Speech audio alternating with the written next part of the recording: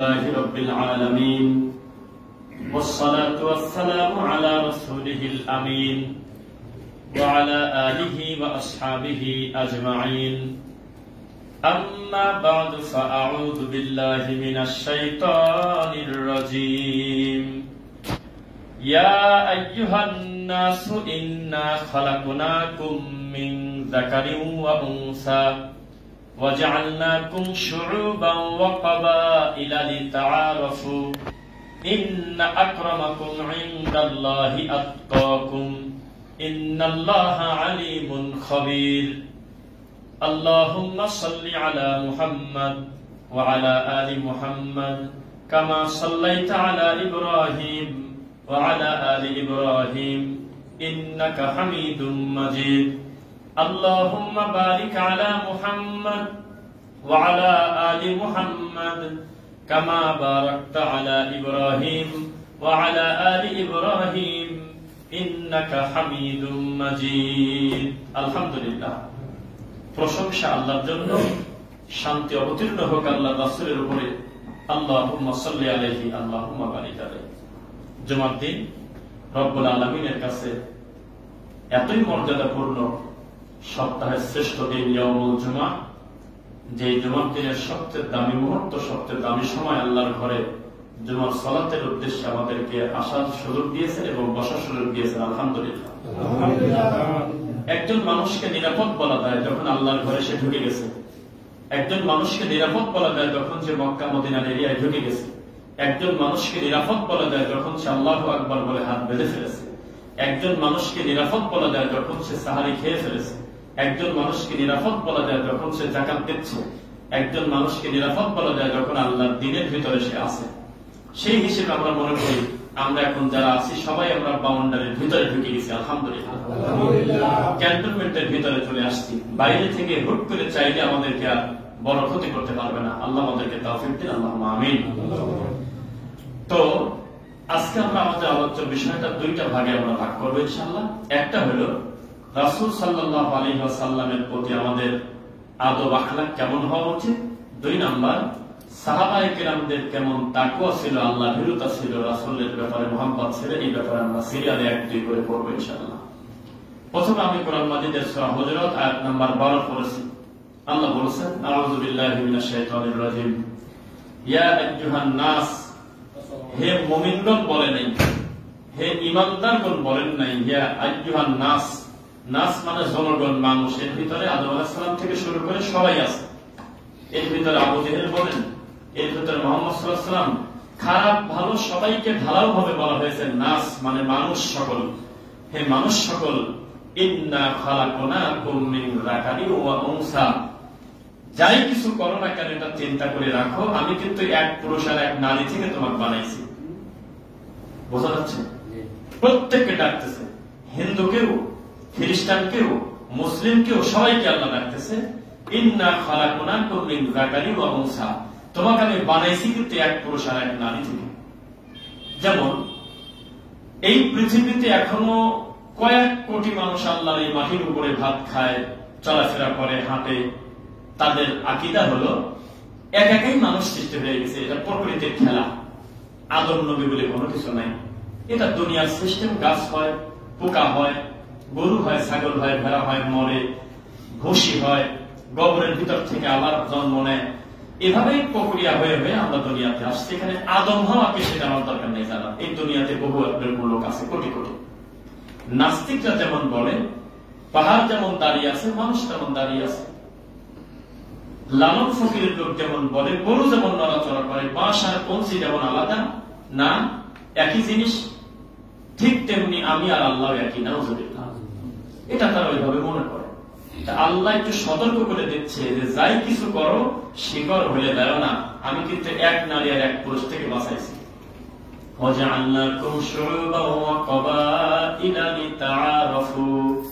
পরবর্তীতে আমি তোমাদেরকে বিভক্তি করে দিছি বিভিন্ন জাতি এবং গোত্রে। কেন? লিতাআরাফু, যাতে তোমরা একে অন্যের সাথে পরিচিত হতে পারো। আল্লাহ না করুক এই নীলা মার্কেটে অথবা এই মাজার রোডে অথবা আমাদের এই মসজিদের সামনে, পূর্বাচল আহলে হাদিস মসজিদের সামনে একটা লোক অ্যাক্সিডেন্ট করে মারা গেছে, আল্লাহ না করুক।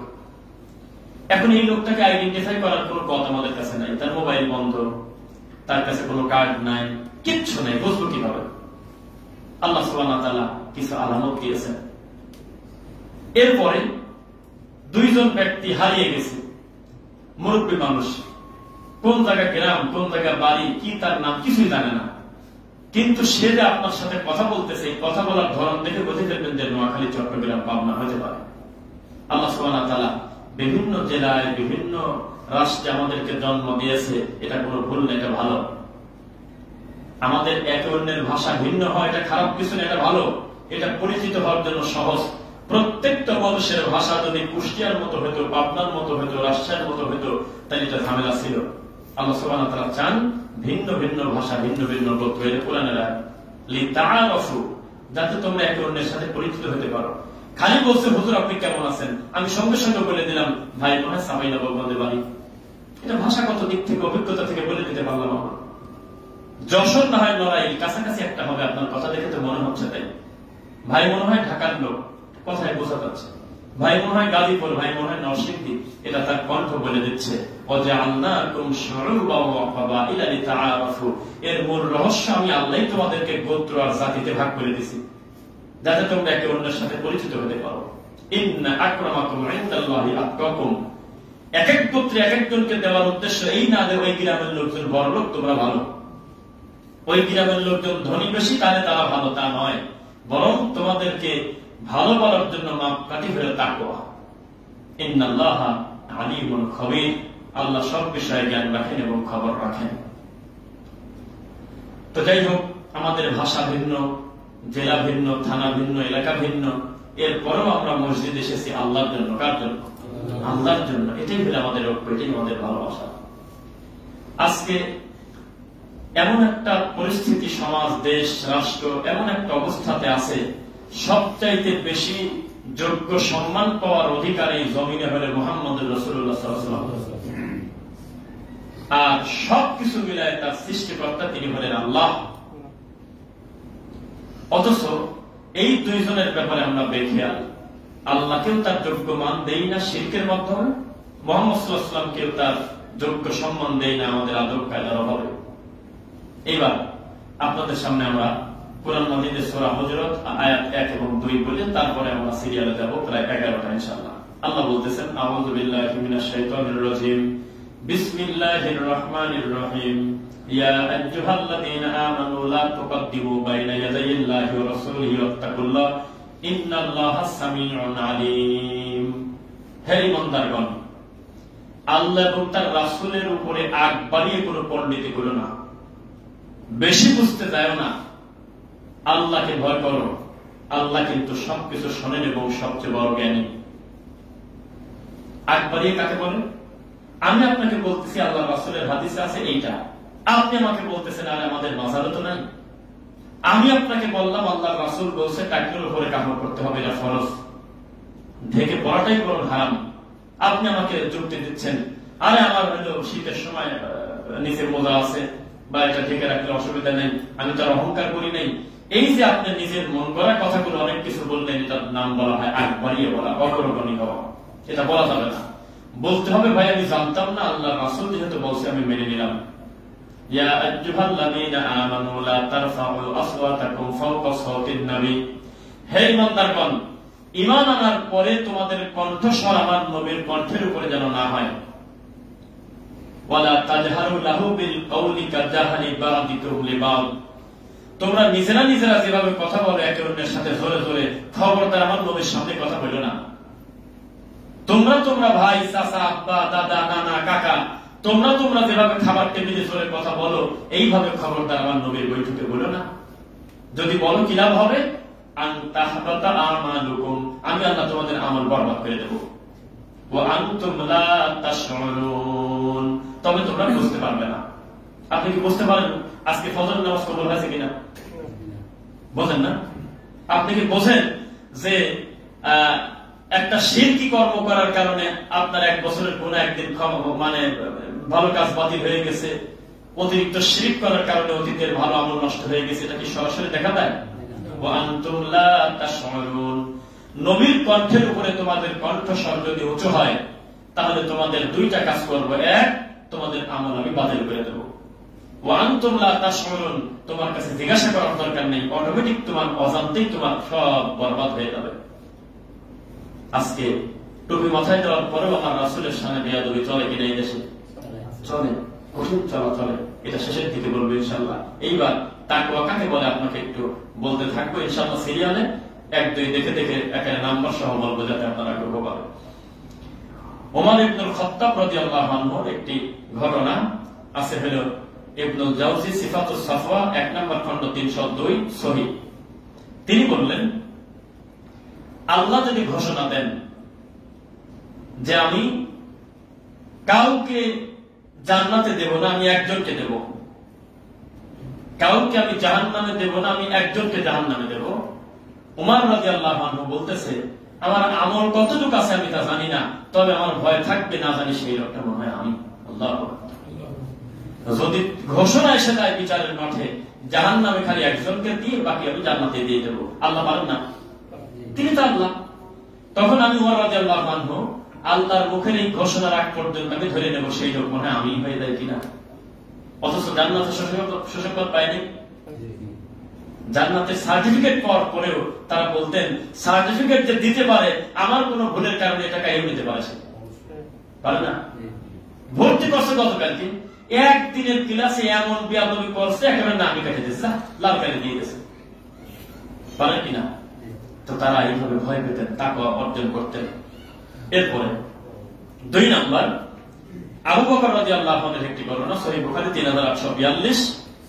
তার কাছে একজন দাস কিছু দুধজাত খাবার নিয়ে আসলো, দই হতে পারে, দুধ দিয়ে তৈরিকৃত কিছু খাবার নিয়ে আসার পরে তিনি জিজ্ঞাসা করলেন যে কোথা থেকে আনলেন। তো যে নিয়ে আসছে সেও ভালো করে বলতে পারতেছে না, মানে উৎসটা বলতে পারতেছে না এই ইনকাম সম্পর্কে খাবারের। তো এই কথা বলার পরে আবু বকর রাদিয়াল্লাহু আনহু গলার ভিতরে হাত দিয়ে ভরে করে দিলেন যে না, আমি আবু বকর রাদিয়াল্লাহু আনহু আমি অস্পষ্ট খানা খাবো না, এটা তো সন্দেহের খানা। তুমি কেন বললে না অমুক পাঠাইছে? তুমি কেন বলতে পারলে না যে এটা আমার রোজের টাকার জিনিস? তুমি বললে না কেন মুক্তি? আমার ভয় হচ্ছে, এই কথা বলে তিনি বমি করে দিলেন। সহিহ বুখারী হাদিস নাম্বার 3842। এরপরে ওমর রাদিয়াল্লাহু আনহুর একটি ঘটনা, সিফাতুস সাফওয়া 1:313-303। তিনি বললেন যে আমি একদিন আমি টহল দিচ্ছি রাত্রিবেলা, ছদ্মবেশে গোয়েন্দা সিআইডি হয়ে, যে আমার এই রাষ্ট্রের আমার এই গোত্রের অবস্থাটা কি। আমার মুখামুখি যেটা বলা যায় না সেটা চায়ের দোকানে বলে না। রাষ্ট্রপতির, প্রধানমন্ত্রীর, তারপরে এমপি বা যে কোনো হুজুর হোক যাই হোক, যদি মনে করেন যে ল্যাংটা সমালোচনা শুনবো, তাই যে কোনো চায়ের দোকানে ঢুকে দেওয়া লাগে, দেখবেন যে যা খুশি মা তুলে গালি দিচ্ছে। তো ওখানে গেলে কিছু তথ্য পাওয়া যায়, যে কথা মুখামুখি বলা যায় না সে কথা গোপনে রাত্রিবেলা বলে। তো তিনি গোপনে একটু কান লাগাচ্ছিলেন যে মানুষের আমার ব্যাপারে ধারণাটা কি। তখন দেখে মা আর মেয়ের ঘটনা হচ্ছে, কথা হচ্ছে, দাও একটু পানি, আর একটু পানি দিয়ে দাও, পূর্ণ হয়ে যাক, অসুবিধার কি আছে? দুধে একটা পরিমাণ মতো পানি দিলে অন্যায় না, এটা বোঝাও যায় না, সাদা সাদাই থাকে। মেয়ে বলে যে না ঠিক আছে, ওমর রাদিয়াল্লাহু আনহু দেখবে না, দেখলে তো পিটানি কাকে বলে, কিন্তু ওমরের আল্লাহ তো দেখে ফেলবে, সুবহানাল্লাহ। তখন তিনি বুঝলেন যে আমি ওমর আর একা না, এই রাষ্ট্রে আল্লাহর ভীরু মানুষ আরো আছে, সুবহানাল্লাহ। ইসলামের প্রথম মহিলা শহীদের নাম বলেন আপনারা, হ্যাঁ, সুমাইয়া রাদিয়াল্লাহু আনহা। তার মানে মহিলাদের গুরুত্ব ভূমিকা আছে কিনা?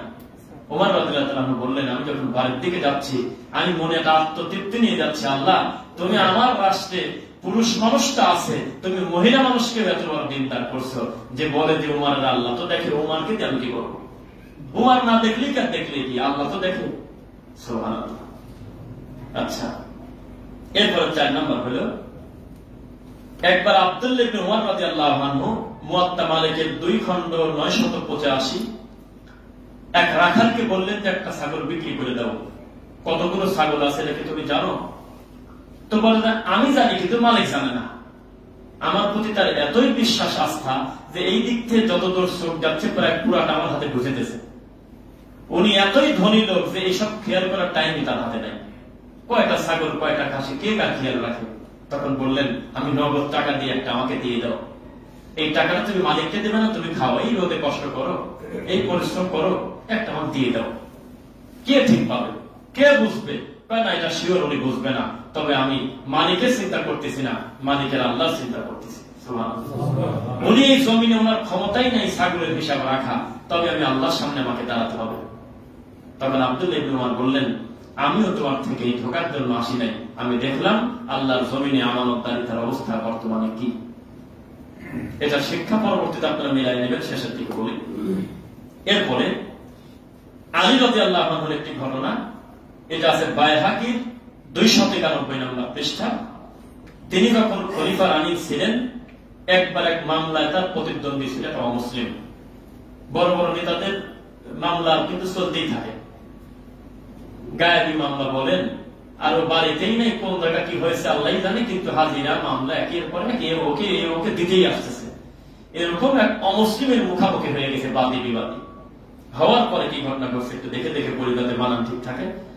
তো বিচারক তাকে আলী রাদিয়াল্লাহু আনহু বললেন, এবং ওই অমুসলিম হিন্দু বা যেই হোক তাকে বলতেছে, হ্যাঁ অমুক এদিকে আসো, এইভাবে ওনাকে হেই হেই করে বলতেছে।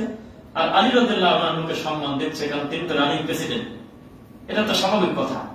আলী রাদিয়াল্লাহু আনহুর মর্যাদা আর ওই নেথরের মর্যাদা, ওই মালানের মর্যাদা এক হবে? হতে পারে না।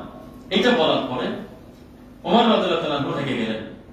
তিনি রেগে গিয়ে বললেন, আমার প্রতিপক্ষের প্রতি তুমি ইনসাফ করলে না।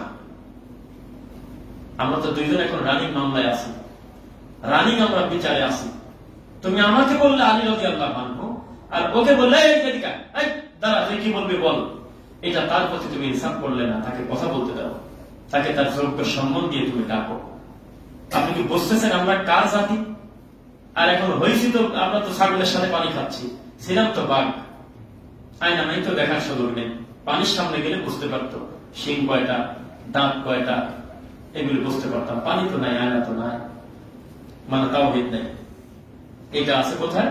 বাইহাকির 291 নম্বর পৃষ্ঠা। এরপরে আসেন আবু হুরায়রা রাদিয়াল্লাহু আনহু, তিনি নিজেই একজন গরীব সাহাবী, নাকি ধনী?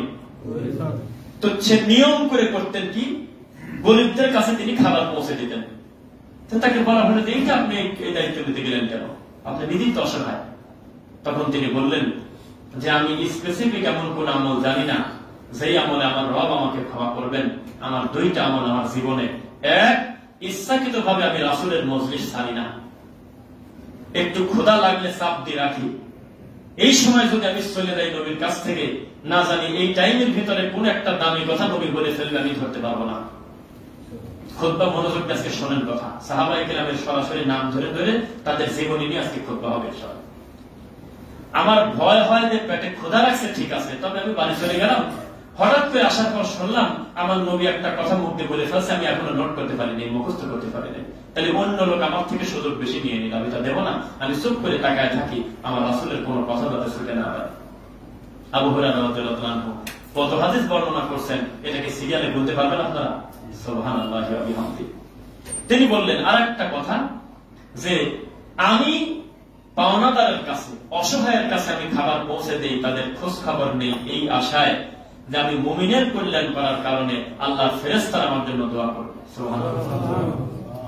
সহিহ বুখারী 1421। এরপরে সালমান ফারসি রাদিয়াল্লাহু আনহু একটি ঘটনা, তার এক দাস তাকে খাবার দিল, তো জিজ্ঞাসা করলো যে তুমি কোথা থেকে খাবারটা আনলে, আছে কোন জায়গা? ইবনে কাসির 70 নম্বর খণ্ড 154 নম্বর পৃষ্ঠা। তো তখন সেই দাসী বললেন যে আপনি খান, আমি কি আপনাকে খারাপ কিছু দিতে পারি? সালমান ফারসি, আমি কি আপনাকে মন্দ কিছু দিতে পারি নাকি? আপনি খান, এটা হাদিয়া, এটা গিফট, আমি খুশি হয়ে আপনার জন্য আনছি, আমি ভালো জিনিস আনছি আপনার জন্য। তখন তিনি বললেন যে এইবার আমার আরো সন্দেহ বেশি হয়ে গেল, তুমি সরাসরি কেন বললে না যে কে দিল, আর খাবারটা কিসের খাবার? আমি এত কিছু শুনবো না, আমি এই খাবারটা প্রত্যাখ্যান করলাম, আমি খাবার খাবো না, আমি ওই খাবার খাবো না যেই খাবারের সন্দেহ আছে, এই খাবার তুমি ফিরে নাও। প্রথমে তুমি বলতে পারতে কার কোথা থেকে আনলে খাবার। এই চিন্তা যদি প্রত্যেকটা মহিলা তার স্বামীর ব্যাপারে পড়ে, এই দেশে কি এত ঘুষখোর সুদখোর থাকতে পারে? কোনদিন না। সেখানে একই কথা বলবে, তোমার বেতন হলো 22,000 টাকা, তুমি এক বৈঠকে 30,000 টাকা নিয়ে এসে আলমারিতে রাখতে বললে বিষয়টা ব্যাপারটা তোমার মেসেজে 2 লাখ টাকার মেসেজ আসলো মোবাইলে, ব্যাপারটা এই টাকা মালিকটাকে কোথা থেকে আসলে টাকা? কে তোমার পরে এত রাতারাতি খুশি হইল রাস্তায় ফকির না খায় মরে? বিষয়টা এত টাকা তোমাকে দেয় কে?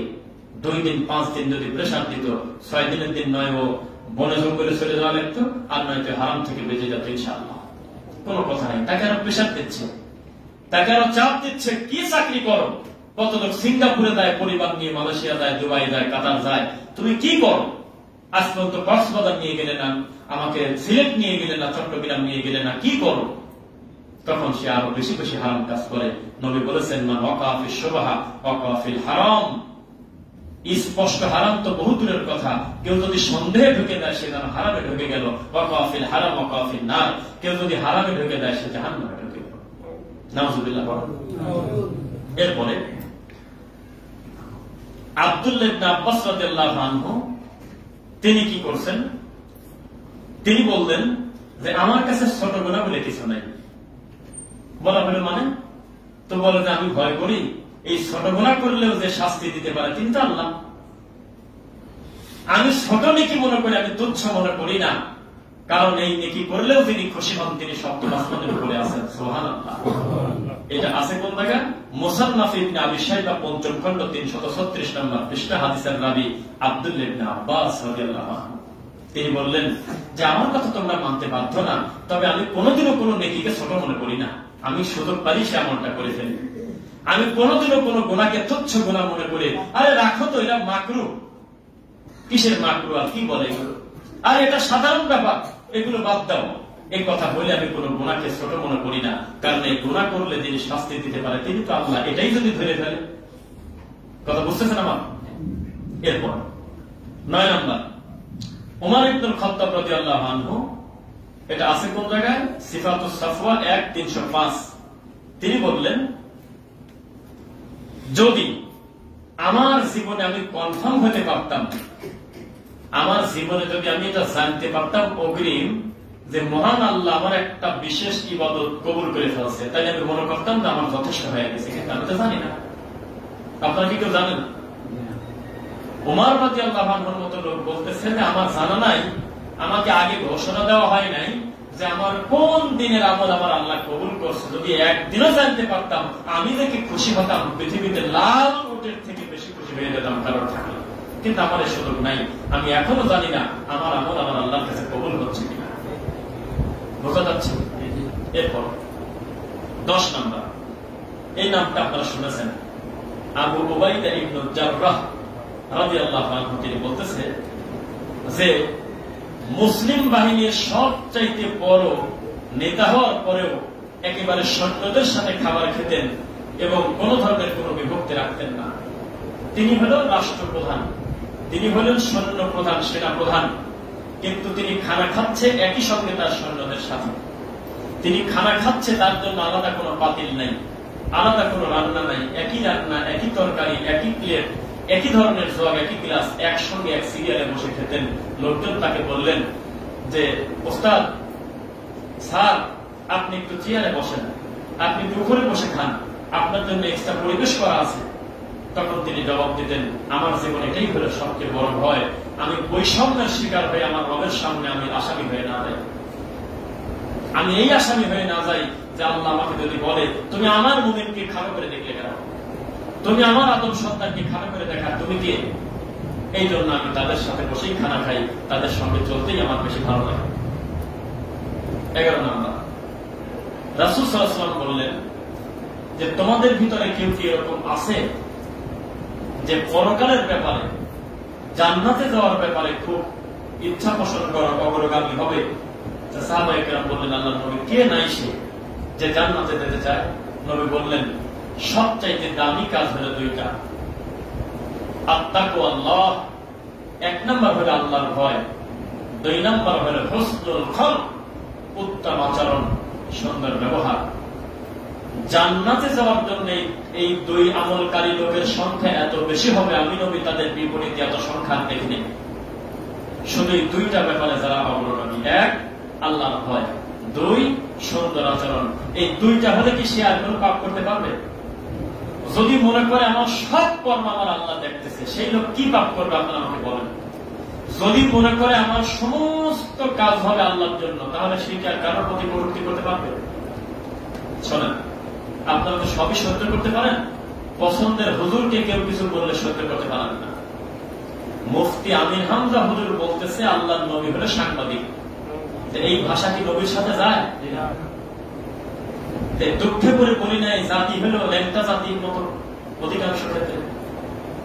যেই কথা রাসূলের সাথে বিয়াদবি, এ ধরনের কথা মিনিটে মিনিটে টুপিওয়ালা হুজুরদের মুখ দিয়ে বের হচ্ছে, তওবা পড়া তো দূরের কথা, আর এক টুপিওয়ালা সংশোধন করা বাদ দিয়ে লাইভ এসে বলতেছে ঠিকই তো বলছে, নবী মানে তো বার্তা বাহক। সাংবাদিকের সব নিউজ সত্য? সাংবাদিকের সব খবর সত্য? আপনার মতো লোকের আমি মান ইজ্জত মারিয়ে দিতে পারি কিছু টাকা খরচ করে একটা উল্টা পাল্টা নম্বর একটা সাংবাদিকতা করে। আপনার কাকে কি বলতেছেন? কার সাথে তুলনা করেন রাসূলের? এই দুনিয়ার সব নিউজ সত্য? 1 বছর আগে নিউজ করেছে একজনের বিরুদ্ধে, সেই লোকটাকে মানুষ থুথু সিসি বলল, 1 বছর পরে আর একটা নিউজ এসে করবে, নিউজ থেকে দিয়ে বলল যে ওই নিউজ বলছিল। কি বলেন এগুলো? এইটার সাথে আপনি আমার নবীকে তুলনা করলেন? হাজার হাজার টুপিওয়ালা মুখ বন্ধ, কারণ আমাদের হুজুর বড় হুজুর বলছে যে এখন আর কেউ মুখ খোলে না। এ কথা বলা যায়? কিছুদিন আগে একজন বলেছে আমার নবীকে রাখাল বালক, এটা বলা যায়? এইসব ভাষা এটা নবীর সাথে যায়? রাসূল সাল্লাল্লাহু আলাইহি ওয়াসাল্লামের ব্যাপারে কথা বলতে হলে খুব মাপ করে বলতে হবে, সেনসিটিভ। যার কণ্ঠের উপরে কণ্ঠ উঁচু হলে অতীতের নেকি বরবাদ, আমল বরবাদ, সেই নবীকে আপনি বললেন যে তিনি নাকি সাংবাদিক। এই কথা ভাষা নাকি? কবিও বলা নিষেধ। শুনতেছেন আমার কথা? কবিও বলা যাবে না। আপনি যদি পণ্ডিতি করে বলেন যে আমার নবী হলো কবিদের কবি, কিসের ঠাকুর কিসের নজরুল, আমার নবী হলো সবচেয়ে বড় কবি, এই বড় করতে গিয়ে আপনি নবীকে খারাপ করছেন। দলিল কোরআন মাজিদ, আল্লাহ বলেছেন আউযু বিল্লাহি মিনাশ শাইতানির রাজীম ওয়া মা আল্লামনাহু আশ-শি'রা ওয়া মা ইয়ানবাগী লাহু। আমার নবী কবি না, তোমরা তাকে কবি বলে ডাকো না। আর কবিত্ব আমার নবীর সাথে যায় না, এটা তার মর্যাদার সাথে খাপ খায় না। কারণ কবিরা আগের লাইন আর পরের লাইন মিল করার জন্য উল্টা পাল্টা কথা কয়, কিসের সাথে কি মিলায় তারা বলে দিচ্ছে, বলে না? কিন্তু আমার নবী তা না। ইন হুয়া ইল্লা ওয়াহয়ুন ইউহা, আমার নবী যা বলে সব আমি আল্লাহর ওহী। সুবহানাল্লাহ। আল্লাহর নবী আপনার সব কথা কি মুখস্থ করতে পারবো? নবী বললেন আমি নবী, আমি নিজে থেকে কথা বলি না, জিবরাইল আমাকে যা বলতে বলে আমি তাই বলি। সুবহানাল্লাহ। সেই নবীকে হুজুর বলতেছে উনি বলে সাংবাদিক। সাংবাদিক তার চেষ্টার দ্বারা, তার কর্মের দ্বারা যতটুকু পারে সাধ্যমতো খবর নিউজ নিয়ে আসে। তার 10টা ঠিক হয় তো 5টা ভুল হয়, 5টা ঠিক হয় তো 2টা ভুল হয়। তো নবীকে সাংবাদিক বলা যাবে?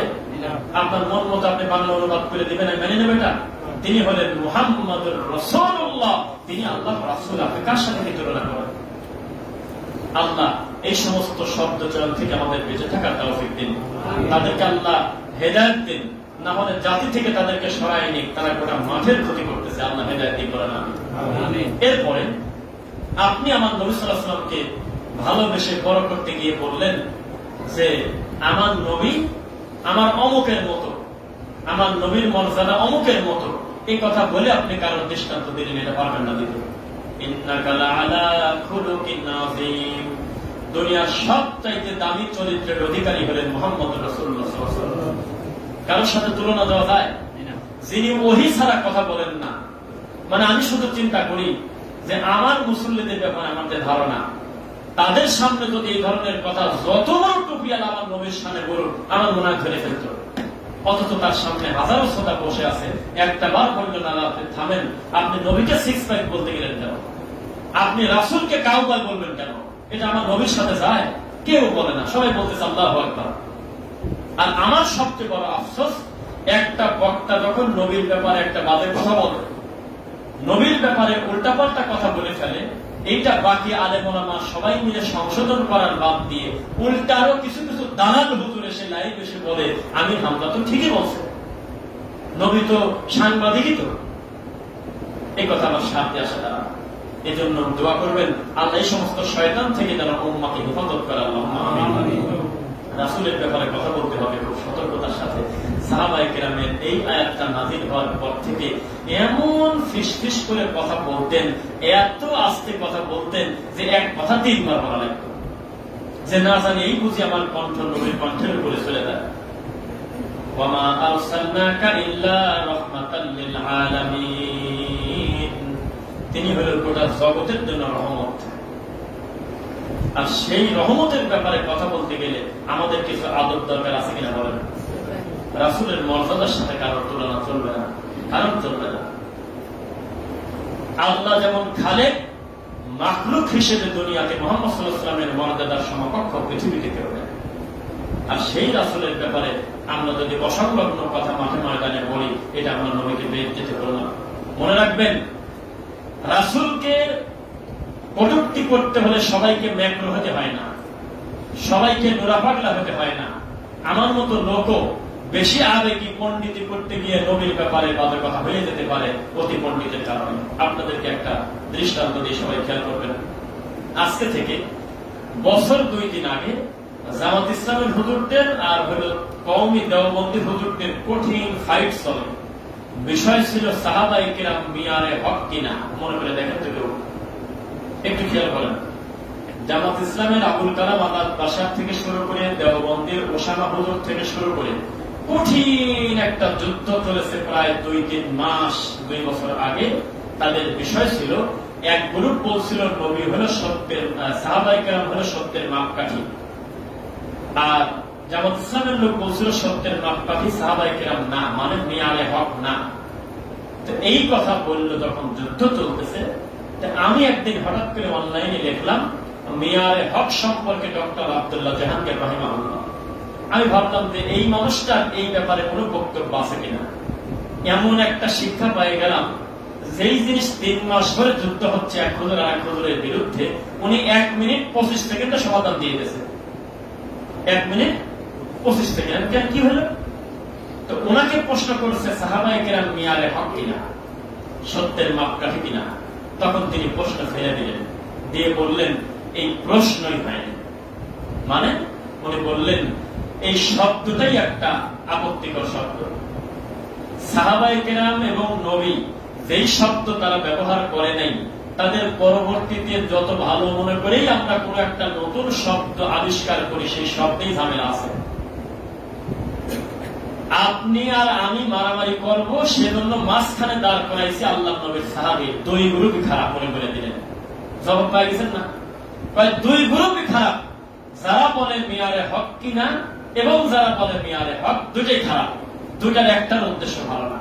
কারণ মিয়ারে হক এই শব্দটা আমার নবীর সাহাবায়ে কেরাম ব্যবহার করে নেই, পরবর্তীতে আবিষ্কার হয়েছে, যার কারণে ঝগড়া কমে নেই, খালি বেড়ে যাচ্ছে। আজও পর্যন্ত বগুড়া, পাবনাতে শুধুমাত্র যদি বলেন যে নবী মাটির তৈরি, তাহলে নিশ্চিত থাকেন আপনাকে কেউ সালাম দেবে না। আপনি দিলে উত্তর দিতে পারে, তবে সালাম পাবেন না। আপনাকে লামাসাবি ইহুদির দালাল বলে গালি দেবে, আপনাকে ভালো মানুষ তারা বলবে না। এটা বিশেষ অংশ। কেন? কারণ ওই শব্দটা আবিষ্কার সাহাবায়ে কেরামদের সময় ছিল না, পরবর্তীতে করেছে, যার কারণে মারামারি আর দাদারাতি থামতেছে না। মিলাদ, মাযহাব, তরিকা, যত যা কিছু হয়েছে রাসূল সাল্লাল্লাহু আলাইহি ওয়াসাল্লামের মৃত্যুর পরে, সাহাবায়ে কেরামের আদর্শের পরে, দেখবেন এগুলো নিয়ে কোনদিন সমাধান হবে না, জীবনেও হচ্ছে না। আপনাকে শব্দই বাদ দিতে হবে, আপনাকে ডাইরেক্ট বলতে হবে দিন হল ইসলাম। দিন কি? ইসলাম। আর কোনো কথা নেই, এক কথা শেষ। আমার দিন ইসলাম, আমার নবী মুহাম্মদ সাল্লাল্লাহু আলাইহি ওয়াসাল্লাম, আমার একমাত্র সৃষ্টিকর্তা মহান রব্বুল আলামিন আল্লাহ। এইটা যদি একটু নড়চড় করে অন্যদিকে আগান, আপনার সবিশেষ কিচ্ছু থাকবে না। মনে কি থাকবে? তাই সমাজে যত ঝগড়া, আমি হুজুররা মারামারি যা কিছু করতেছি, সবকিছু পরবর্তী আবিষ্কার নিয়ে মারামারি করতেছি।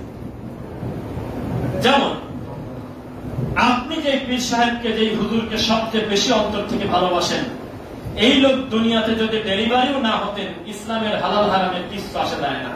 যা ছিল নবীর সময় তাই আছে, এখনো তাই থাকবে। কিন্তু এই হুজুরকে বড় করতে গিয়ে যখন আর এক হুজুরকে গালি দিচ্ছেন, তখন এই সমাধান আর কোনোদিন আসবে না। আপনাকে ফিরে যেতে হবে আল্লাহ এবং তার রাসূলের দিকে। এই দুইটাই যদি ফিরে না যান, সব শেষ। আল্লাহ নবী সাল্লাল্লাহু আলাইহি ওয়াসাল্লাম বললেন তুমি তো যাবে অমুক জায়গায়, তো মুয়াজ তুমি ফয়সালা করবে কি দিয়ে? তিনি বললেন, আমি আল্লাহ এবং তার রাসূলের বিধান দিয়ে ফয়সালা করব। আল্লাহর নবীর পিঠে থাপ্পড় দিয়ে তার প্রশংসা করলেন আর বললেন, আল্লাহ তোমাকে দেহের উপরে রাখুন, এটাই হওয়া উচিত। কে কার কথা শোনে? ফয়সালা হবে আল্লাহ এবং তার রাসূলের কথা দিয়ে, অন্য কথা দিয়ে হবে না। দুঃখ হয়ে আজকে এই কথাটা বললাম, আমাদের এই সমাজে এই ধরনের আলেম ওলামার জন্য ইজ্জত নষ্ট।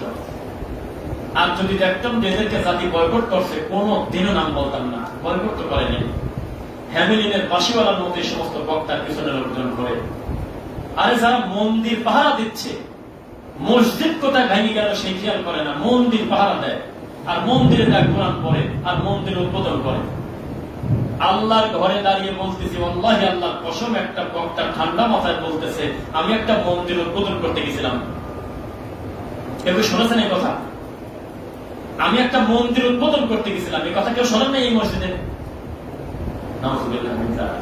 এটা হুজুর বলতেছে জালসার মাঠে। তারা মানুষ হিসেবে দুনিয়াতে চলার স্বাধীনতা আছে, তারা তাদের দেবদেবীর পূজা করবে, আমি ওই দেবদেবীকে গালি দেবো না, কারণ তারাও আমার আল্লাহকে গালি দেবে, এটা ঠিক। কিন্তু আমাকে তো আল্লাহ এই দায়িত্ব দেয় নাই যে তাদের মন্দিরে গিয়ে কোরআন পড়ো, তাদের মন্দির উদ্বোধন করে আসো, তাদের মন্দিরে আপনার গীতা পড়ো, তাদের মন্দিরে গিয়ে বলো রোজা পূজা একই জিনিস। কেমন কেমন হুজুর, কেমন মওলানা? মান ইজ্জতের কিছু রাখছে? এতদিন 12-13 মাস 11 মাস ধরে অন্য লোকের ব্যাপারে যে অপপ্রচার চালাইছে, যা কিছু করছিল, এই মন্দির পাহারা দিতে কি সবই গেছে, মন্দিরে চলে গেছে পাহারা দিতে। আর বাকি অন্য যে 2-3 দল আছে, তারা কি কোনোদিন আপনাকে বলছে যে আমি তোমার জান্নাতে দিয়ে দেব, আমাকে দিলে তুমি জান্নাতে যাবে, কোরআনকে দেওয়া হইল, এসব কথা তারা বলছে কোনোদিন? কিন্তু আপনার দিকে আমাদের মনটা বেশি কষ্ট লাগে, কারণ আপনি জাতিকে বলেছেন যে আমাদেরকে ভোট দিলে কোরআনে ভোট দেওয়া হয়, আমাদেরকে মানিয়ে নিলে জান্নাতে মানিয়ে নেওয়া হয়। তখন আমাদের ভিতরে রক্তক্ষরণ হয়, আপনি হুজুর মানুষ বললেন তাকে মুখ দিয়ে, এটা একটা ভাষা? এইটা হলে আলেমদের ব্যাপার। কিয়ামত মানে ধ্বংসটা আসে না, এটাই বড় ব্যাপার। আপনাদেরকে হাদিস বলে জানা আছে, আল্লাহর নবী আস্তে আস্তে হাঁটতেন, স্বাভাবিক হাঁটতেন নাকি খুব জোরে জোরে হাঁটতেন? বলেন। স্বাভাবিক হাঁটতেন, একদম ধীর গতিতেও না, জোরে জোরেও না, তিনি স্বাভাবিক হাঁটতেন। সেই নবী দেশে দৌড়, সাহাবায়ে কেরাম জোরে জোরে গেল, নবী দেশে দৌড়। আল্লাহ নবী, আপনি অন্যান্য পথ ঠিক মতো আসলেন, এই জায়গাটুকু এত জোরে আসলেন কি কারণ? আল্লাহ নবী বললেন, এই জায়গা হলে আল্লাহ লানত দিয়ে তাদেরকে উল্টায় দিছিল, আমার ভয় হচ্ছে আল্লাহর রাগ এখনো বেড়েছে কিনা। এটা তো গজবের জায়গা, তাই আমি এখান থেকে তাড়াতাড়ি করে সরে বললাম। আর হুজুর ঘোষণা দিয়ে মন্দিরে দেওয়া বলতেছে রোজা পূজা তো একই। হুজুর প্রাইভেট কার নিয়ে যাওয়া বলতেছে, ও মদিনা তুই আমার নিয়ে চলে যা, পাখি নিয়ে যায়, কথা বলে মন্দিরের দেবীর সামনে গান বলতেছে। আর তাকে ভোট দিলে কোরআনে ভোট দেওয়া হয়। এখন কি করবেন বলেন? এই জাতির কোন লজ্জা আছে? এই জাতির দিন ইসলামের কোন মানে আছে? এই কথা বললে আমাদের ভিতরেও কিছু ভাই, আমি জানি আপনারাও কিছু লোক মন খারাপ করতেছেন, এটা বলে কেন? যেখানে আমার আল্লাহর সাথে শিরক চলতেছে, বলতে গেলে গায়ের লোক দাঁড়িয়ে যায়। যেখানে 33 কোটি দেবতা মানে, যেখানে সাপের আল্লাহ আলাদা, যেখানে পানির আল্লাহ আলাদা, যেখানে প্রত্যেকের ভগবান আলাদা করে ফেলছে, তারা নড়াচড়া করে সেটাকে হনুমানকে পর্যন্ত বাদ দেয় নেই। তার নামে একটা মন্দির বানিয়ে বিশাল বড় আয়োজন হয়। হনুমান তাদের ভগবান, বিড়াল তাদের ভগবান, গরু তাদের মা।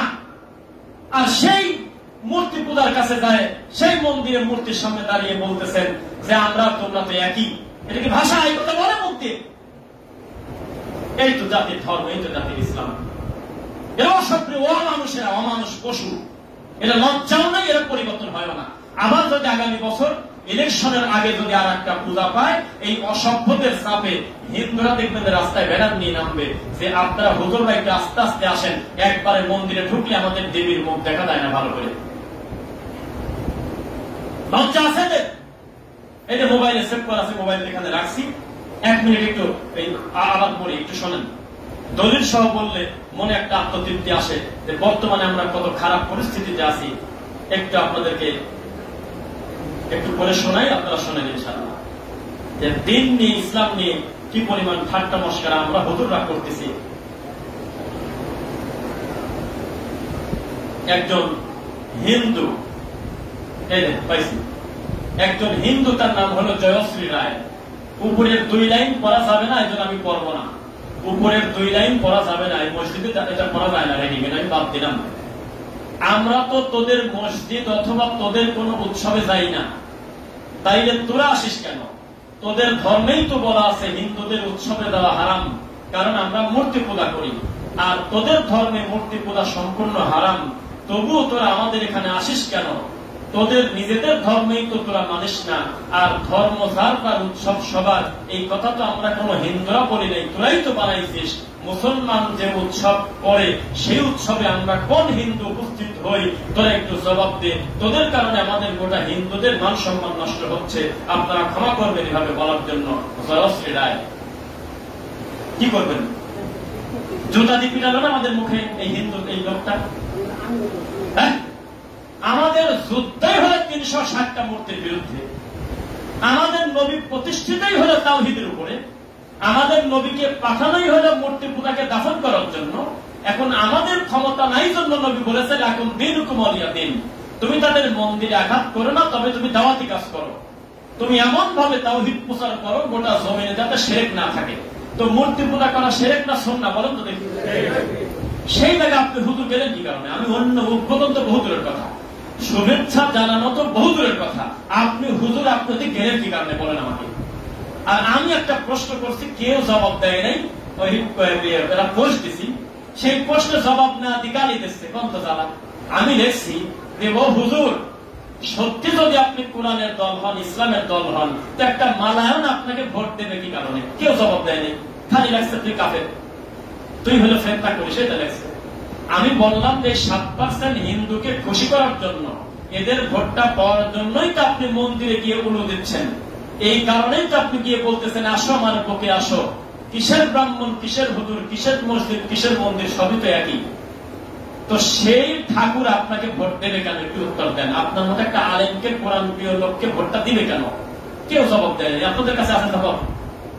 আর দ্বিতীয় নম্বর প্রশ্ন করছি, এই আল্লাহর দুশ্মনের ভোটটা দিয়ে আপনার লাভটা কি? আপনি কি করবেন ওর ভোটটা দিয়ে? ওর কোন মনের চাহিদা আপনি আল্লাহর জমিনে পূরণ করবেন বলেন? আপনার সব কর্মই তো তাদের বিরুদ্ধে।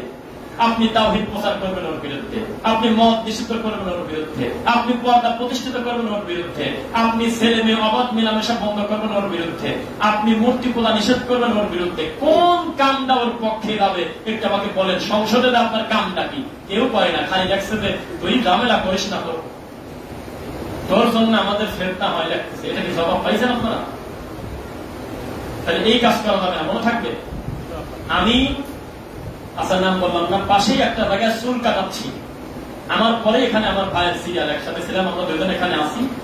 ওয়াল্লাহি আমি যখন রানির চুল কাটাচ্ছি, ওইভাবে চিনতে পারে নাই কেউ কারোর, যে আমার মতো আমি কাটাচ্ছি। 4টা মুখ ভর্তি দাড়িওয়ালা নামাজি লোক ঈশান নামাজ পড়ে তারাও আসলো।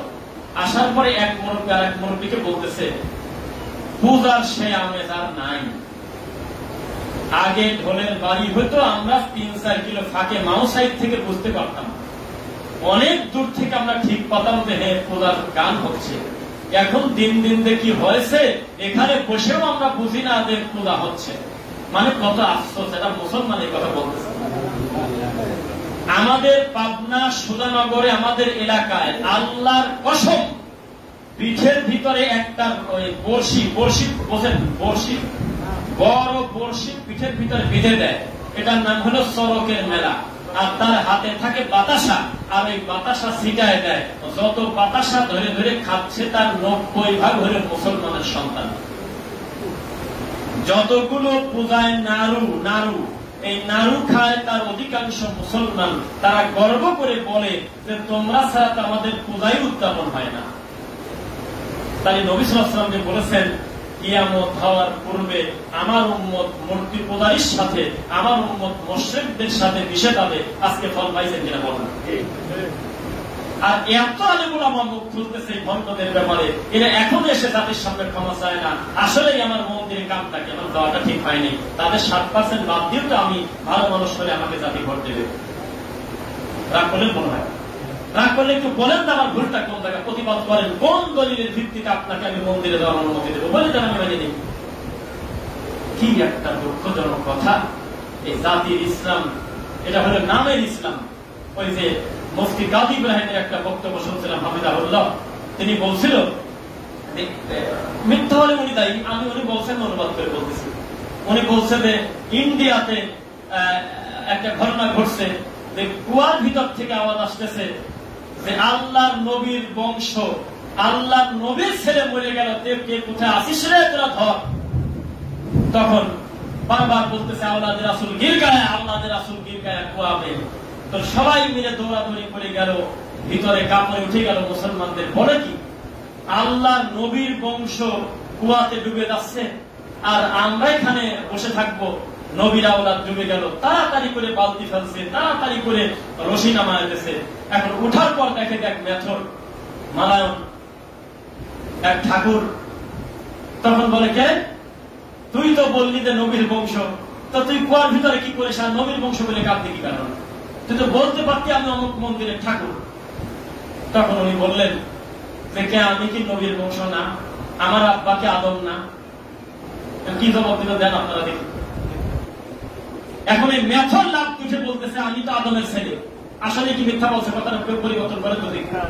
আজকে খুতবা শুরুতেই বললাম, ইন্না খালাকনাকুম মিন যাকারিন ওয়া উনসা, আমি আল্লাহ সব মানুষকে বানাইছি হলো দুইজন থেকে, একজন পুরুষ আর একজন নারী থেকে।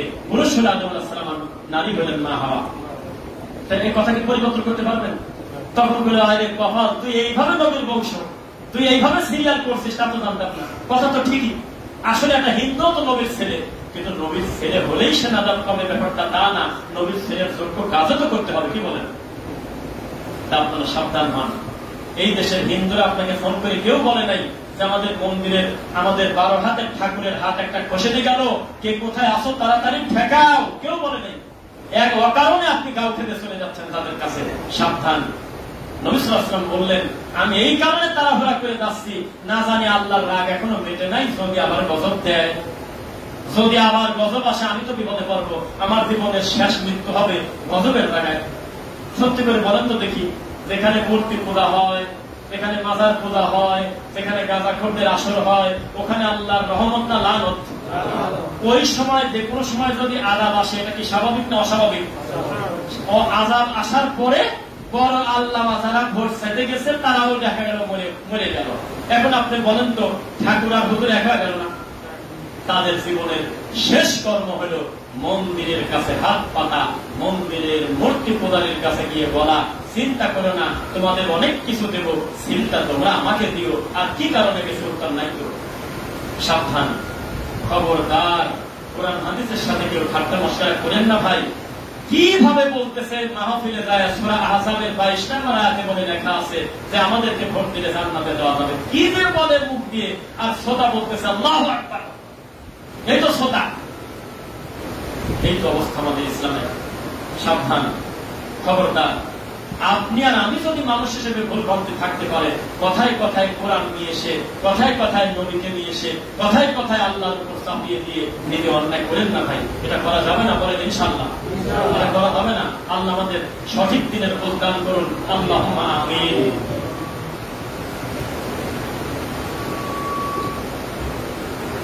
আলহামদুলিল্লাহ, ফাইন্না খায়রাল হাদিসি কিতাবুল্লাহ ওয়া খায়রুল হুদা হুদা মুহাম্মদ সাল্লাল্লাহু আলাইহি ওয়াসাল্লাম ওয়া শাররুল উমুরি মুহদাসাতুহা কুল্লু মুহদাসাতিন বিদআহ ওয়া কুল্লু বিদআতিন দালালাহ ওয়া কুল্লু দালালাতিন ফিন নার। রাব্বিরহামহুমা কামা রাব্বায়ানি সগীরা, রাব্বিরহামহুমা কামা রাব্বায়ানি সগীরা। আমার কথা শোনা যায় ভাই? সবাই শোনা যাচ্ছে? ওই যে বৃষ্টির জন্য জিজ্ঞাসা করলাম, শোনা যাচ্ছে তো ইনশাআল্লাহ? এবার একটি কথা বলি, এর আগে এভাবে শুনছেন আমি জানি না, তবে আমার এখানকার প্রথম মুসল্লি যারা আছেন প্রথম থেকে শুনছিল। আজকে যেই আশায় আমি একটা হুজুর মানুষ মন্দিরে গেলাম, আল্লাহর কসম করে বলতেছি, সেম একটা মুখ ভরা আশা নিয়ে আবু জেহেল, আবু লাহাব, উতবা লোক পাঠাইছিল আল্লাহর নবীর কাছে, এই একই আশা নিয়ে, হুবহু এক আশা, যে খালি খালি আমাদের ভিতরে দ্বন্দ্ব দরকার নেই, আমরা ঠাকুর, হুজুর, মসজিদ, মাদ্রাসা, মন্দির একবারে মিলায় ফেলবো। এই একই আশা নিয়ে আবু জেহেল লোক পাঠাইছিল নবীর কাছে, বলে মুহাম্মাদের কাছে গিয়ে বলো যে তোমাদের আল্লাহ আর আমার আল্লাহ সৃষ্টিকর্তা তো একই। এই কথা মিথ্যা না সত্য ভাই? এই কথা বলে তাকে বলো যে দ্বন্দ্ব করার দরকার নেই। তো অথর গেছে পক্ষ থেকে যাওয়ার পর দেখে যে নবী সাল্লাল্লাহু আলাইহি ওয়াসাল্লাম আল্লাহর কাবা ঘরের চত্বরে বসে আছে। তখনও বললো জাকির এখন মন ভালো আছে, কেননা দুনিয়াতে সবচেয়ে দামি ঘর হলো কাবা ঘর। নাকি সন্দেহ আছে আপনাদের? তো কাবা ঘরের কাছে বসে আছে, যা বলতেছে ইয়া মুহাম্মদ হালুম্মা ফালনাবুদ মা তা'বুদু মা তা'বুদ মা না'বুদ। হে মুহাম্মদ আসো আমরা এক করি। সেটা কি? ইবাদত আমরা একবারে মিলেমিশে করি।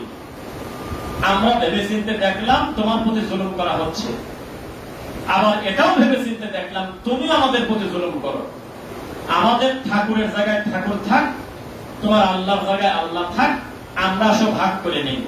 দিনের বেলা আল্লাহ আল্লাহ, মাগরিবের পর থেকে ভগবান ভগবান। গরমের সিজনে আল্লাহ আল্লাহ নামাজ পড়বার, শীতের টাইমে আমরা ঠাকুর ঠাকুর করলাম। হালুম্মা ফালনাবুদ মা তা'বুদু তা'বুদ মা না'বুদ। তোমাদের ইবাদত আমরা করি, আমাদের ইবাদত তুমি করো, মিলেমিশে করি। তাহলে আমরা আল্লাহকে একেবারে মিশে ফেলবো, আর এসব ঝামেলা করবো না, খালি খালি নিজেরা নিজেরা মারামারি করবো না। তখন নবী সাল্লাল্লাহু আলাইহি ওয়াসাল্লাম সূরা হামিম সাজদা পড়তে লাগলেন, জবাবই দেয়নি। এত বড় খারাপ কথা জবাব হয় নাকি? তখন আল্লাহ নবী সূরা হামিম সাজদা পড়তে পড়তে একটা পর্যায়ে মুখ আটকে ফেলে ফেলছে। মুখ তাড়াতাড়ি চাপতে ধরে বলে যে তুমি কি তোমার বংশের লোকের বাড়ি ফেলতে চাও নাকি? যেটুক বলছো থাকুক, আমি চলে গেলাম। যাওয়ার পর আবু জাহেলের কাছে গিয়ে বলতেছে এর প্রস্তাব দিয়ে কোনো কাজ হবে না। এমন কিছু মুখ দিয়ে পড়লো আমি জাননি ফেরত আইছি, যদি তার আল্লাহ কথা শুনে ফেলে বিপদ আছে। তো কয়ে বুঝছি মোহাম্মদ ইয়া সাহারাকা ইয়া আবাল ওয়ালিদ, সাহারাকা ওয়াল্লাহি ইয়া আবাল ওয়ালিদ। হে আবুল ওয়ালিদ, মুহাম্মদ তোমাকে জাদু করছে তার জিহ্বা দিয়ে। নাউজুবিল্লাহ বলেন। তাছাড়া তুমি তার পক্ষে কথা বলো কি কারণে? কয় আমি নিজেই যাবো। কয় যাও। যা দেখে আল্লাহ নবী আর কাবা ঘরের চত্বরে বসে নেই, ডাইরেক্ট আল্লাহর কাবা ঘর তাওয়াফ করতেছে। একটা মুমিনের জন্য দুনিয়ার সবচেয়ে দামি কাজের একটা হচ্ছে না এই মুহূর্তের আলী কাবা ঘর তাওয়াফ করতেছে। গিয়েই বলতেছে ইয়া মুহাম্মদ, হে মুহাম্মদ তোমার বাপের নাম আব্দুল্লাহ, সে তোমাদের বাইরের কেউ না। আব্দুল্লাহ মরে গেছে তার ভাই, আমরা তো মরি নাই, আমরা তো তারই বংশের লোক। তুমি কেন এত দ্বন্দ্ব করো? তুমি যদি সুন্দরী নারী চাও দিয়ে দেবো, পছন্দ করবে তুমি দিয়ে দেবো আমরা। তুমি যদি সবচেয়ে দামি সম্পদ চাও তোমাকে দিয়ে দেবো, কি চাও? তুমি যদি প্রেসিডেন্ট হতে চাও বিনা ভোটে বানায় দেবো, তুমি চাওটা কি? বিনিময় কি? বিনিময় হলো তুমি খালি মুখে একটু বলো যে আমরা কোন মন্দির, কোন মূর্তির, কোন অমুক কিছুর বিরোধী আমরা না, আমি আমার কাজ করবো, তুমি তোমার কাজ করো, তবে আমরা সবাই মিলে কাবা ঘরে ঢুকে যাবো এক ধ্বনি দিয়ে। তখন নবী সাল্লাল্লাহু আলাইহি ওয়াসাল্লাম বললেন যে ঠিক আছে, যদি ঐক্যই হওয়া লাগে এই গোটা মুসলিম উম্মার ঐক্যের স্বার্থে ঠাকুর আর হুজুর মিশে থাকবো। তাই বলছিল। তিনি বলেছিলেন কুল ইয়া আইয়ুহাল কাফিরুন, হে কাফেরের বাচ্চারা, কাফের সম্প্রদায়, লা আ'বুদু মা তা'বুদুন, আমি তো তার ইবাদতই করি না, তোরা তার করিস। কিসের সাথে কি মেলাবো? আমি কিয়ামত পর্যন্ত শান্তি চুক্তি আমি মেনে নেব না। আমি আমার তাওহীদ নিয়ে থাকবো। 360টি মূর্তি আমি ভেঙে ফেলবই ফেলবো। আপনি মন্দিরে গিয়ে বললেন যে ঠাকুর কোনটা? এইটা, আসো আমার বুকে আসো, আমি তোমাকে শুভেচ্ছা জানাতে এসেছি। এই কথা বলে কি দিন দিন মূর্তি বাড়বে না কমবে? আরো তাহলে এই কাজ করে মানুষ কোনদিন? ফিরে আসবেন। এখনো সুযোগ আছে জাতির কাছে ক্ষমা চান। এখন বলেন যে সাহাবায়ে কিরাম জান্নাতে সার্টিফিকেট পাওয়ার পরেও উমারের মতো লোক বলতেন আমার বিচারের মাঠে ভয় হয়, না জানে আমাকে যদি জাহান্নামের ঘোষণাই আল্লাহ দেয়। এই হলো উমারের মুখের ভাষা। আর আপনার লেখটা হুজুর বলতেছে আমার ভোট দিলেই তুমি জান্নাতে চলে যাবে। আমাকে ভোট দেওয়ার কোরআনে ভোট দেওয়া একই। তাই আপনি কোন মূর্তি বলেন যে কোন গজবে আমরা আছি আর কোন শাস্তিতে আমরা আছি একটু বলে দেন। শুধুমাত্র নামাজের পর সম্মিলিত মোনাজাতটা করি না, যতই ভালো কাম মনে করি না কেন? কারণ যেহেতু আমার নবী করে না, এটা একটা বেদাত। না জানি এটাই আমার জীবনের যদি শেষ কর্ম হয়, তাহলে আমার জীবনের শেষ কর্ম হলো বেদাতি কর্ম, জাহান্নামে যাওয়া। আর মূর্তি পূজার কাছে গিয়ে আমি দাঁড়াবো, এসব কোন কাজ করে এ তো নোরা পাগলা চাইতে বেশি খারাপ।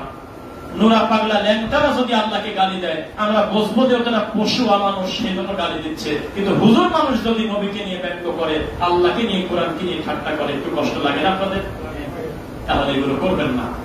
যাদের ব্যাপারে বললাম তাদের নাম আসলে কিছু বলছি ভাই, কথা বলেন, তাদের যাকাত নিয়ে কোনো কথা বলছি, তাদের মুখের দাড়ি নিয়ে কোনো কথা বলছি, মাথার টুপি নিয়ে কিছু বলেছি?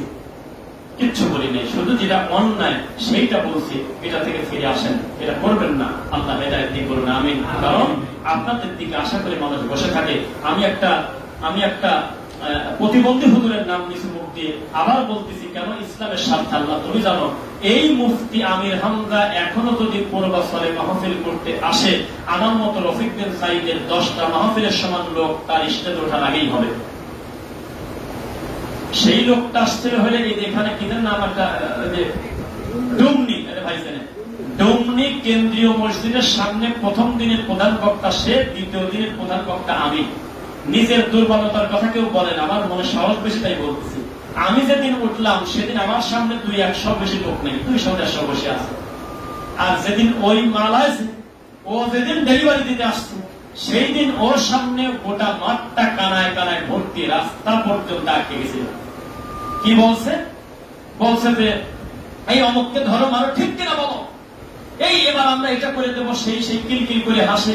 আমি কুষ্টিয়া দিয়ে যাচ্ছিলাম, একটা লোক তার বউ নিয়ে যাচ্ছে, সে আমাকে বললো আমার বউকে তো একটু দেখানোই লাগবে, না দেখালে কি হয়, এইরকম ফায়সা কথা কিলকিল করে। আর লোকজন হাসে আর বলে, কি রে, এ তো হানিফ সংকেত ফেল, এ তো হারুন কিসেন্দার ফেল, এ তো বানাই মাকেও পোল্টি মারিতেছে রে বাবা। সবাই মনটা ভরে খুশি, সারা রাত মাহফিল শুনে দিনের বেলা ঘুম পাচ্ছে, আমার মাহফিলে কেউ বসে নাই। একটা সব লোকটা আমি ওয়াজ করে চলে, এই তো আহলে হাদিসের লোক, এইটা আপনার লোক, এইটা আপনাদের অবস্থা। তার একটু দুঃখ লাগে, জাতি তার যোগ্য আলেমদের মূল্যায়ন করতে জানে না, জাতি ভালো মানুষদেরকে মূল্যায়ন করতে জানে না। এই জাদুকর বক্তার দেওয়া লাগে 80,000 টাকা, যারা এসেই জাতির সামনে নোংরা কথা বলে। আল্লাহ হেদায়েত বলেন, আমিন। তবে আমরা আশা করি এই সমস্ত নোংরা কথা, অসভ্য কথা, কোরআন সুন্নাহর বিরোধিতা করার কারণে দিন দিন এমন তলানিতে তারা যাবে, আল্লাহ লানত প্রাপ্ত হবে, এটা বাস্তব কথা, হবেই হবে। আমাদের ওস্তাদ বলতেন, সাধারণ ভাত, সাধারণ চাউলের ভাত 60 টাকা কেজিতে চাল, 70 টাকা কেজিতে চাল, আমন ধানের চাল, কম দামি চাউলও যদি হয়, এই চাউলটা যদি রাত্রিবেলা কোনো কারণে ভাত বেঁচে যায়, সকালবেলা একেবারে বাতিল হয় না। পেঁয়াজ, মরিচ, সরিষার তেল দিয়ে মাখায় খেলে রাত্রের থেকে আরো বেশি ভালো লাগে।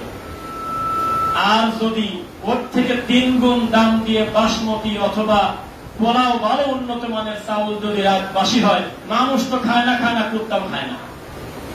তো হুজুরের মর্যাদা আল্লাহর কাছে বিশাল। এই হুজুর তখন কোরআন নিয়ে মস্করা করে, দিন নিয়ে ঠাট্টা করে, ডাইরেক্ট আল্লাহর কোরআনের ব্যাখ্যা উল্টা করে মানুষকে ফাঁকি দেয়, তখন তার নিসবালি আবার সুম্মা রাদাদনাহু আসফালা সাফিলিন, আবার সে যাবেও কিন্তু নিচের দিকে। বোঝা যাচ্ছে? বেঁচে থাকবেন, ভিতরটা ছিঁড়ে যায়।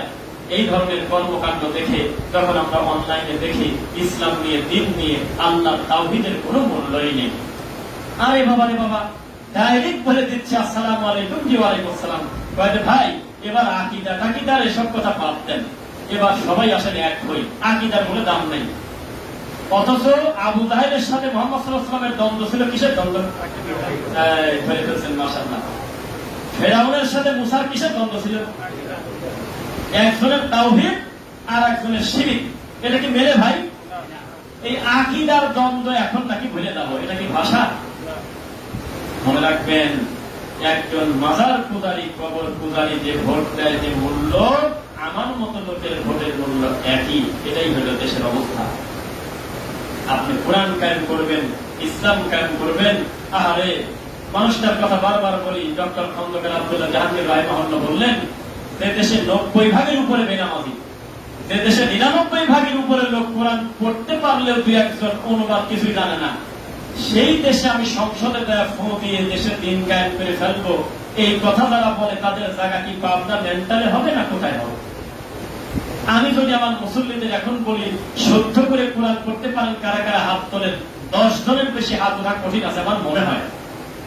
আমি যদি এখন বলি যে আজকের এই জুমার দিনে আপনি সত্যি করে বলেন আপনার বাড়িতে 5 ওয়াক্ত সালাত প্রতিষ্ঠিত আছে, 5 জন লোকের হাত উঠবে আমি বিশ্বাস করি না। এই লোক বলে সংসদে গেলে একাই বলে মানুষের মায়েই বলে কোরআন কায়েম করে ফেলবে, কয় কি রে? কষ্ট লাগে, কি বলে কিভাবে? মানুষের কাছে কোরআন নিয়ে কাঁদে না, কোরআন পড়ানোর জন্য চেষ্টা করে না, একটু বাড়ি বাড়িতে হাত খান ধরে না, একটু বেনামাজিকে নামাজের দাওয়াত দেয় না, একটু মাজারে গিয়ে বলে না খাদেমকে, ভাই তুই কামনা করতেছিস কিন্তু শিরক বাদ দিয়ে দে। তাবিজ একটা গলা থেকে ছিঁড়তে পারলো না, একটা বেপরদা মেয়েকে পর্যন্ত নিয়ন্ত্রণ করতে পারে না, সেই লোক বলতেছে আমার ভোট দিলে তুমি জান্নাতে চলে যাবে। এসব সহ্য করবো কিভাবে? আপনি উত্তর দেন। এসব বলা যাবে না, খবরদার। মা ইয়ালফিযু মিন কাওলিন ইল্লা লাদাইহি রাকীবুন আতীদ। প্রত্যেকটা কথা মুখ থেকে বের হতে দেরি, আল্লাহর কাছে রেকর্ড হতে দেরি নেই। বিশ্বাস করেন নাকি কথাটা? যাই মুখ দিয়ে বলবেন আল্লাহর কাছে রেকর্ড হয়ে থাকবে, রেকর্ড হয়ে থাকবে। খবরদার, মাজলুমের বিপক্ষে যায় না, জালেমের বিপক্ষে যান। নবী বললেন তোমরা জালেমকে সহযোগিতা করো, মাজলুমকে সহযোগিতা করো। আল্লাহর নবী জালেমকে আবার কিভাবে সহযোগিতা করবো? ও তো জালেম, মাজলুমকে সহযোগিতা করবো বিপদে পড়ছে, জালেমকে কিভাবে করবো? নবী বললেন তার জুলুম থেকে তুমি মানুষকে বাঁচাও, তার জালেমিকে ঠেকানোর জন্য তাকে তুমি ঠেকাও, এটাই হলে তাকে সহযোগিতা করা, যাতে বড় বিপদ থেকে বাঁচে। আমি জীবনে কোনোদিন মাছ মাপি নাই, মাছ বাজার থেকে কিনে নিয়ে এসে একদিন মাপছিলাম। যেই দিন আমাকে অতিরিক্ত একটা মাছ বেশি দিছিল, শায়েক আছে রে এই কথা বলে মাপের পরে অতিরিক্ত একটা মাছ পেয়েছে, তখন আমি বাড়িতে গিয়ে আমার বাসায় মেশিন আছে, আমি মনে করলাম আজকে মাপবো মাছ। লোকটা আমাকে এত ভালোবাসি দিল, আসলে মাছ কতটুক হইল দেখি যে 970 গ্রাম, 1 কেজি করতে এখনো 30 গ্রাম বাকি। তাহলে আমার খাওয়া কোন জায়গা? তাহলে অতিরিক্ত শায়েক হিসাবে যেটা ধরে দিল সে মাছ আছে কোন জায়গা? তাহলে বাকি লোকের কি করে তারা? এই লোকটার হাত ধরে ফেলবেন, ভাই মাছের দাম তুমি 50 টাকা বেশি নাও, কিন্তু ওজনের ফাঁকি দিয়ে তুমি আমার ক্ষতি করলে না, তোমার পরকালের ক্ষতি করলে। ভাই তুমি মেয়ের সম্পত্তি ফাঁকি দিলে আমার কি? আমি তোমার প্রতিবেশী জমিকে আমার নাকি? কিন্তু আমি এটা করতে দেবো না। তাড়াতাড়ি যেভাবে পারো তুমি তোমার মেয়ের সম্পত্তি ফেরত দাও, কারণ আমি চাই পরকালে তুমি বিপদ থেকে বাঁচো। এর নাম হলো জালেমকে সহযোগিতা করা। বোঝেন না মনে হয়? একটা লোক আর একটা লোকের উপরে মারতে যাচ্ছে, আঘাত করতে যাচ্ছে, আপনি লাঠি কেড়ে নিয়ে ধরে যেভাবে হোক শোয়াই ফেলেন, ধরে যেভাবে হোক তাকে ম্যানেজ করে ফেলেন। ভাই আমি তোমাকে বড় বিপদ থেকে বাঁচাতে এসেছি, এরপরেও যদি তুমি না মানো প্রয়োজন আমি হাত উঠাবো। এর নাম হলো জালেমকে সহযোগিতা করা। তা আপনারা হুজুরকে সহযোগিতা করবেন, যেসব হুজুর এসব আদে বাদে কথা বলবেন ডাইরেক্ট হাত ধরে ফেলবেন যে হুজুর আপনাকে আমরা ভালোবাসি, হুজুর আপনি দল করেন কি করেন আমি আপনাকে ভালোবাসি, আপনাকে আনেন, কিন্তু আপনার মুখ দিয়ে কথা আমরা মানতে পারলাম না, তাই সে পরিবর্তন হবে। ওরে বাবা আমার হুজুর যেহেতু কয়েছে কথা সবই ঠিক, আমার হুজুর যেহেতু বলছে কয় ঠিক কিনা বলো, এ কথা বলা যাবে না।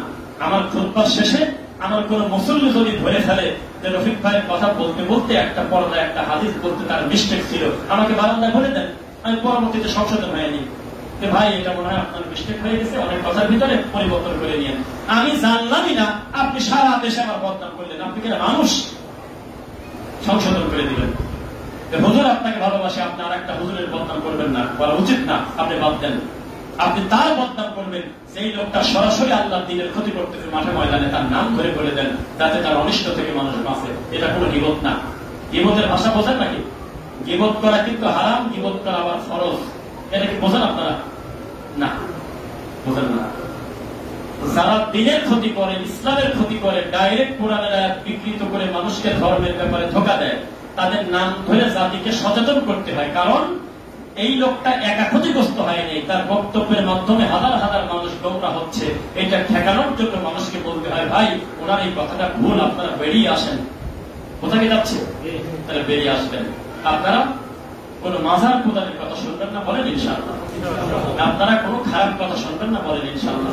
আর আল্লাহকে বলবেন আল্লাহ ওয়াকুর রব্বি আদখিলনি মুদখালা সিদকি ওয়া আখরিজনি মুখরাজা সিদকি ওয়াজআলনি মিন লাদুনকা সুলতানান নাসীরা।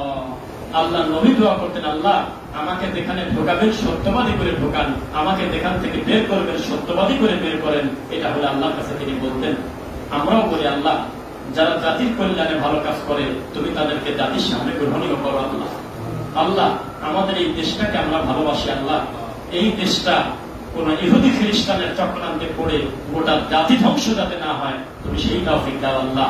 আর আপনাকে মাথায় নিয়ে জীবনেও আমি খুতবা দেই না, কারণ জানি আমি আর আপনি হলো জোয়ার ভাটার দেশের লোক।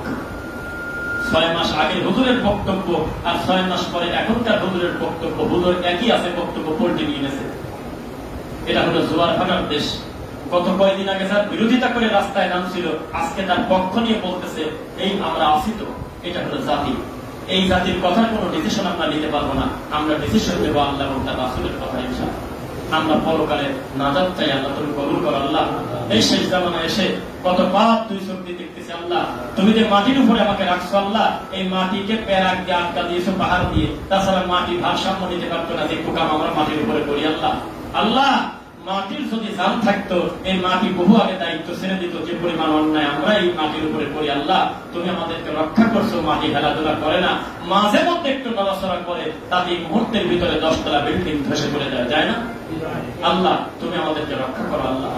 আল্লাহ বড় বড় পাপ আমরা করি, কত অন্যায় করি, আমাদেরকে তুমি রুখসত দিচ্ছ, আমাদেরকে তুমি ক্ষমা করতেছো। যেমন ওই যে কি যেন একটা খাদ্যের কথা বলি, যারা কি যেন একটা খাদ্য, ও একটা স্বাভাবিক মুরগি খাওয়ার উপযোগী হতে প্রায় 5-6 মাস লাগে। দেশি মুরগি এরকম লাগে না? 6 মাস 7 মাস লেগে যায় না, তার বেশি লাগে না? লাগে না। 5 মাস 6 মাস লাগে একটা দেশি মুরগি বাচ্চা ফোটার পর থেকে আপনার পেটে দেওয়া পর্যন্ত। আর 25 দিনে 2 কেজি হয়ে যাচ্ছে ব্রয়লার মুরগি। আপনাকে আমি হারাম বলি নাই, খাদ্যটা হারাম নয়, কিন্তু মনে রাখেন আপনার আল্লাহ আপনাকে ভালো না বাসলে এত বড় বিষ খাওয়ার পরে আপনি হজম করতে পারতেন না। যেই মন্দ খাবার আমরা রাস্তাঘাটে খাই, 25 দিন 30 দিন 1.5-2 মাসের পোকাওয়ালা পচা পাম অয়েল তেলের ভাজির খাবার, সত্যি যদি ওই যে জিনিস খাচ্ছি তার প্রতিক্রিয়া হওয়ার কথা থাকতো, তাহলে এই মসজিদের কেউ আমরা বাঁচিয়ে থাকতাম না ভাই। আল্লাহ অনেক দয়া করে এত বড় খারাপ জিনিস খাওয়ার পরেও কিন্তু আমরা হজম করে ফেলতেছি না। হাজারে 2-1 জনের হয়তো বিপদ ঘটতেছে, বাকি মানুষকে আল্লাহ সুযোগ দিচ্ছে। সেজন্য কি সারা জীবনই খাবেন না বেঁচে থাকবেন ভাই? ভালোটা খাবেন, ভালোই ইবাদত করবেন, আল্লাহর প্রতি সুধারণা রাখবেন, রাসূলকে নিয়ে কোনো কটু কথা বলবেন না, নবীর ব্যাপারে কোনো ব্যঙ্গ করবেন না, নবীর ব্যাপারে কথা বলতে গেলে আদব রক্ষা করবেন, আর দোয়া করবেন আল্লাহর এই জমিন যেন মূর্তি মুক্ত শিরক মুক্ত হয়, বলেন আমিন। আল্লাহর এই গোটা জমিন, আমরা এই মসজিদে যারা আছি, বাইরে কি আসো সব বাদ দেন। আল্লাহ আমি আল্লাহর কাছে ওয়াদা করি আমার মুসলিমদেরকে নিয়ে, আল্লাহ আমি ব্যক্তিগত ভাবে চাই আল্লাহ তোমার এই জমিনে কোন মূর্তি, কোন বড় মাজার যেখানে তুমি আল্লাহর সাথে শিরিক হয়, এগুলো যেন না থাকে আল্লাহ। আমি অন্তর থেকে চাই, আপনাকে চান আল্লাহ এই জমিনে সবাই যেন তোমার ইবাদত করে একমাত্র। ইয়্যাকা না'বুদু ওয়া ইয়্যাকা নাস্তাঈন, আমি এটা চাই আল্লাহ। আমি আমার ঘোষণা দিয়ে দিলাম, বাকি লোকের খবর আমি জানি না। আমাদের তুমি মৃত্যুর সময় তাওহীদ নিয়ে কবরে দাও, তৌফিক দিও আল্লাহ। এই জাতিকে তুমি বোঝার সুযোগ দাও, দুনিয়ার সবচেয়ে দামি সম্পদ হলো লা ইলাহা ইল্লাল্লাহ, তাওহীদ, যেটা শিরক করলে কেটে যায়। আল্লাহ তুমি আমাদের অতীতের ভুল ক্ষমা করো, আমাদের যারা মারা গেছে ঈমান সহকারে তাদের তুমি ক্ষমা করো, তাদের প্রতি দয়া করো আল্লাহ। আমি জানি আমাদের এই মুসলিমদের ভিতরে অনেকে বিভিন্ন ধরনের পেরেশানি আছে, তুমি আল্লাহ সহজ করে দাও আল্লাহ। আল্লাহ অনেক মাজলুম আছে আমি জানি, আল্লাহ জুলুমের থেকে তুমি তাকে বাঁচাও আল্লাহ। আল্লাহ আমি জানি আমার মুসলিমদের ভিতরে অনেকে অসুস্থ আছে, আল্লাহ তুমি উত্তম সেবা দান করো আল্লাহ। আল্লাহ আমি জানি এই পৃথিবীতে বহু মুসলমান নির্যাতিত আছে, আল্লাহ তুমি তাদেরকে হেফাজত করো আল্লাহ। আল্লাহ ফিলিস্তিনের মাজলুম ভাই বোনদের একেবারে হেফাজত করো আল্লাহ। আল্লাহ ওই সন্ত্রাসী, ওই খারাপ মানুষদের থেকে, ইহুদি খ্রিস্টান থেকে আমাদের গোটা মুসলিম উম্মাহকে তুমি হেফাজত করো আল্লাহ। আল্লাহ সারা পৃথিবীর যে কোনো মুসলমান যদি কষ্ট পায়, ব্যথাটা আমাদেরও লাগে, আমাদের শরীর ভিন্ন কিন্তু আত্মা এক। তাই তোমাকে বলি আশহাদু আল্লা ইলাহা ইল্লাল্লাহ ওয়া আন্না মুহাম্মাদার রাসূলুল্লাহ, সুবহানাকা আল্লাহুম্মা ওয়া বিহামদিক, আশহাদু আল্লা ইলাহা ইল্লা আনতা, আস্তাগফিরুকা ওয়া আতুবু ইলাইক।